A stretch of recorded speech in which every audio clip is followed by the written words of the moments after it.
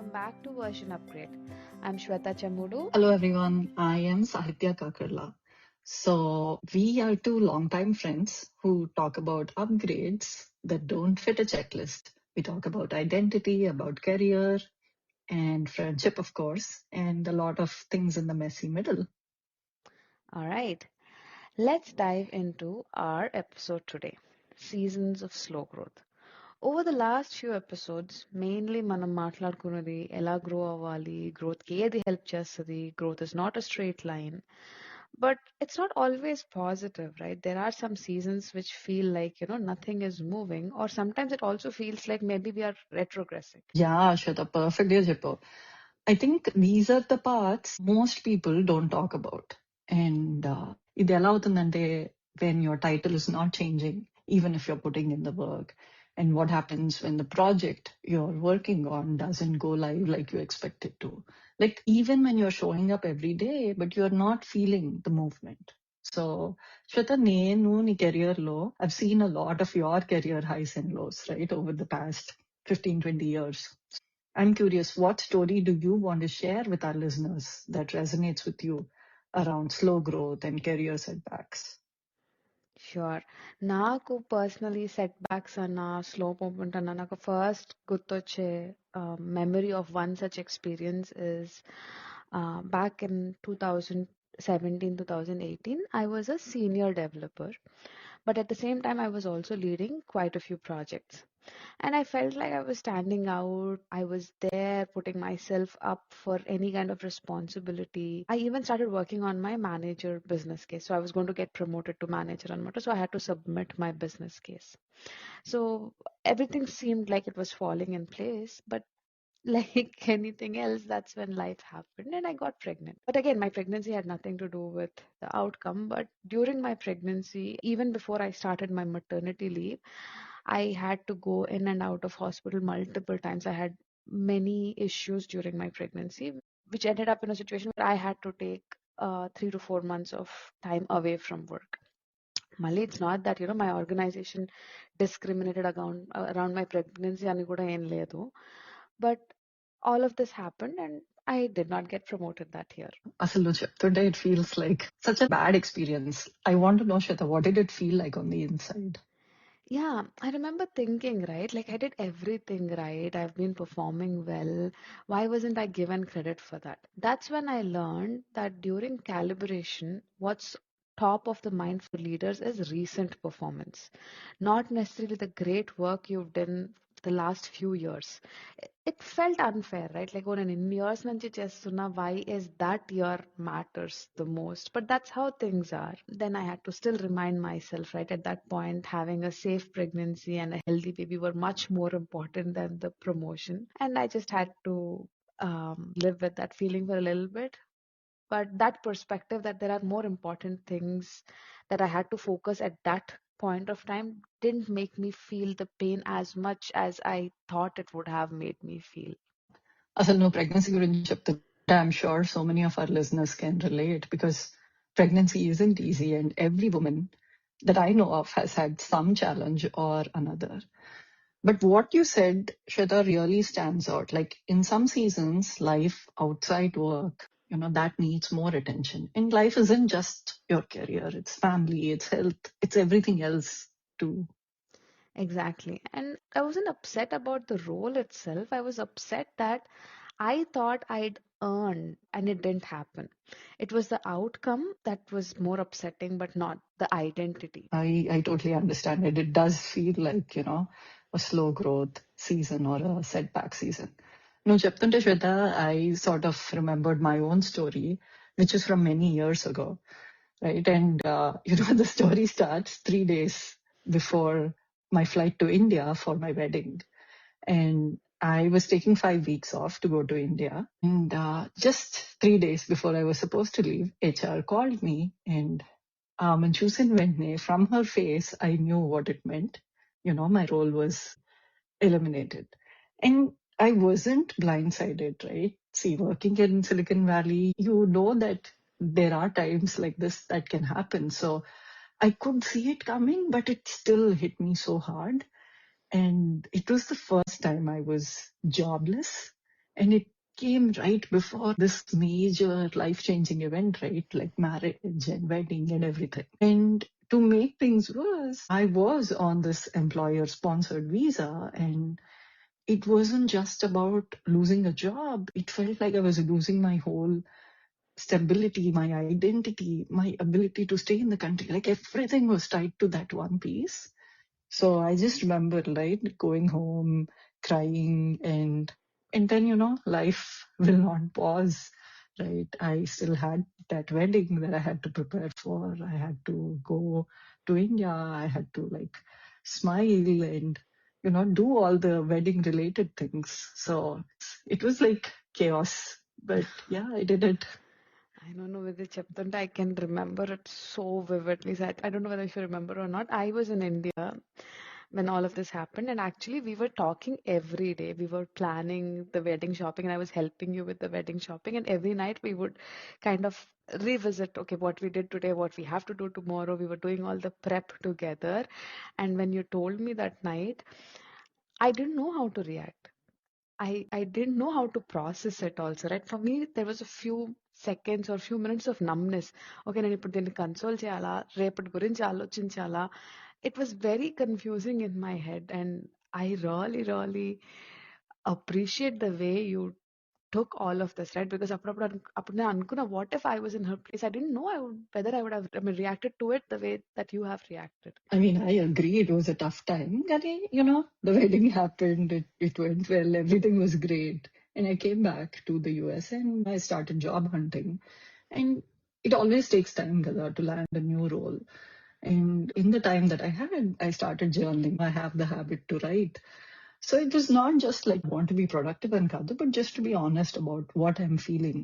And appudu nenu rasina oka line that stays with me even today. This is the first time since I graduated that I don't know when or where my next paycheck will come from. And it's both frightening and liberating. So that's when I realized like how much of my identity was just tied to this one thing that is my job. And నాకు ఎన్ని beliefs ఉన్నాయి, if you're employed, that meant you were useful. That if you're productive, that means you were worthy. That a 9 to 5 job was the only path, right, to freedom and security. And all of those beliefs started to unravel during that time. I can completely relate. And honestly, both our experiences show kada, how setbacks aren't always about failure. Sometimes they're just life forcing a pause. And that reminds me of another moment like that. So in man ippurvaraku cheppina stories lo we had like a complete terminal state, right? Like in your case, it was the role was eliminated. In my case, I lost the promotion. But this story of mine is slightly different. So this was when I was a manager and I was leading 10, 15 projects, and it was the promotion year, and I was damn sure I was going to make it to director. Appudu the career hierarchy was from manager you would become a director. And I did get promoted, but my manager called and said, congratulations, but there's a small update. Okay, I already got promoted. What's the update that she's going to give me? And then they said that we restructured the org chart and we added a new level, associate director, between manager and director. So technically, I was promoted, but not to the role I was expecting. It felt like I was moving forward on paper, but backward in spirit, right? Because for me, the director role had some weight to it. I really didn't know how to process. And to add to it, the next day, one of my colleague who actually made it director the previous year, he called me and he's like, "Oh, I'm so sorry, you didn't." Make it to the director. It's so unfair and this and that. I'm like, I was so annoyed and I just wanted to give it back. And I said, don't worry, I do more than most of the directors do anyway. And it's the work that keeps me going, not the title. And I honestly meant it, right? And that moment I realized that, okay, whatever I said to him in that salty way was my true mindset at that point of time, right? Yes, I did get promoted. Yes, it's okay, it's not the same role. But yes, again, it's the work that was giving me that high. So that's how I took that incident. Yeah. That mindset, I think that is very powerful. Like you're choosing what your identity is over what your title is in real time. And that is great. But also your whole story, I felt like the hardest part of slow growth, it's not that nothing is happening. It's just that the progress you're making, it feels slower than expected, and it's not in your control, right? What can you do if the org structure suddenly changes, right, to introduce this new thing? Yeah. Yep, yep. So now that we've talked about setbacks, I want to actually get to the real question. A question which I think most of our listeners also would want to learn from our experiences is how did we overcome them? Because we are both in better places right now, but what helped us back then? Why don't we reflect a little on that? Good point. So, Nain, all I just say, I think it was honestly two things. Okati, reflection. And I think that happened naturally for me through the journaling that I was doing. So it helped me sort of untangle my identity from my job. So that thing definitely helped. And the other thing is connection. And connection was in a lot of different ways. For me, it was firstly connection with people that I worked with, like old teammates, ex colleagues, all of that. Because when you get laid off, and maybe a lot of people in the tech industry resonate with this today, is when you get laid off, you have this feeling in your head that tells you, like, hey, you got laid off because you are not good enough.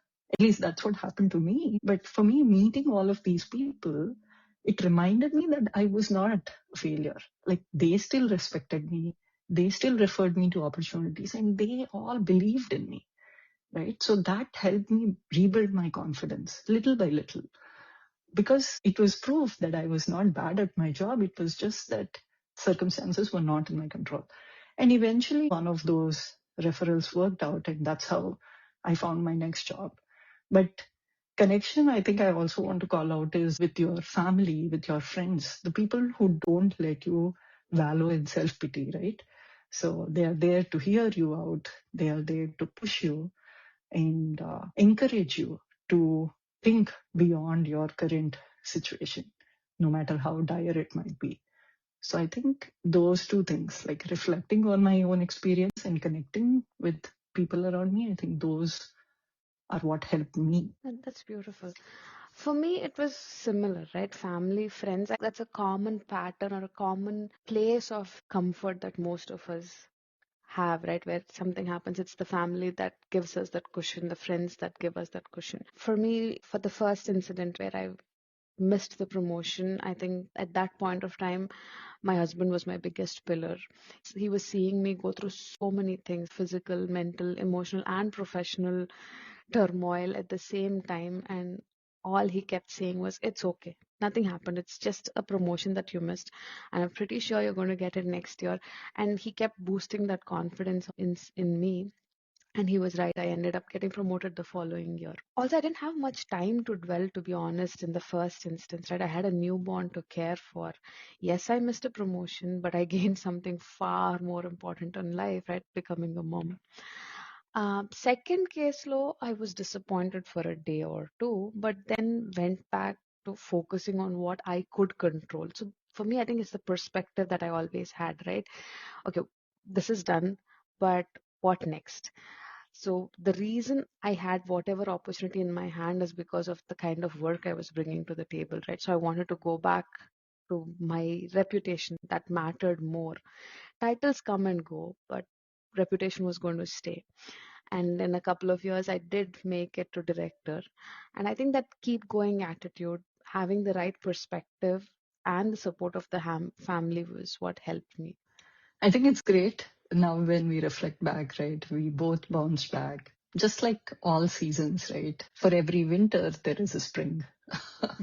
but but speaking of seasons, I remembered that we had daylight savings last week, and Manandarki we got that extra hour. For people who are not familiar with daylight savings, so in fall we get an extra hour, and I think in late spring we lose an hour, or in early spring we lose an hour. So this time we all got that extra hour. Ganeshwata, I didn't feel any more rested than usual. I agree, and I felt the same too. But speaking of daylight saving, right, it's such a new concept for us coming from India. I want us to take back the train to that point or that first year in US when this concept was introduced to us. And let's talk about our first experiences with daylight saving. And I would want to hear from you first. I mean, I think వచ్చినప్పుడు I was so confused the first time. Like, what is happening? ఎందుకంటే ఇండియాలో there is no concept of your clocks changing, right? I think when I came in spring. So this was also many, many years back. So this was back when we had to manually change clocks. There is no digital where everything gets updated automatically. So you had to manually change the clock. And I know even though it happened on a weekend, I think the very first time I missed a class because I forgot to adjust, right? And I mean, I'm glad that now it's automatic. I'm thankful for that.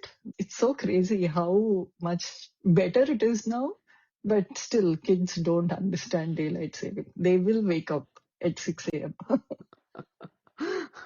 Just like all our examples in most of our episodes, right? We complete the spectrum.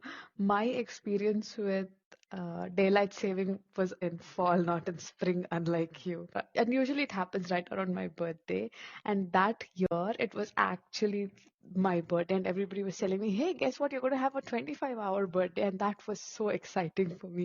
I mean, I love my birthday, but then having a birthday with an extra hour made it extra special for me. So that's why I remember very, very clearly that first daylight saving experience of mine. But once the sun started setting at 4 p.m., that's where I started feeling depressing. That's the part I hate about daylight saving. It gets dark soon, and I love bright days. But it's a foreign concept. It's fun.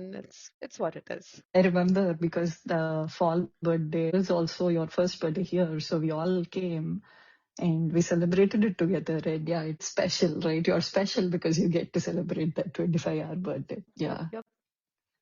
But what else do we want to touch on before we end this episode? I think we've touched some really sensitive and sensible topics in this episode, and I just hope our listeners also get used to making this podcast a part of their routine. True that, true that. And the other thing I want to say is just because progress feels slow right now, especially as we get closer into the holidays, it does not mean that you're not moving. You're just adjusting to a new season. Exactly. Give yourself some grace. We are all just resetting our clocks, literally and metaphorically. Yeah, that's a great point. All right, I think we can wrap up with that. Thank you all for your time. See you all next week. Yep, take care.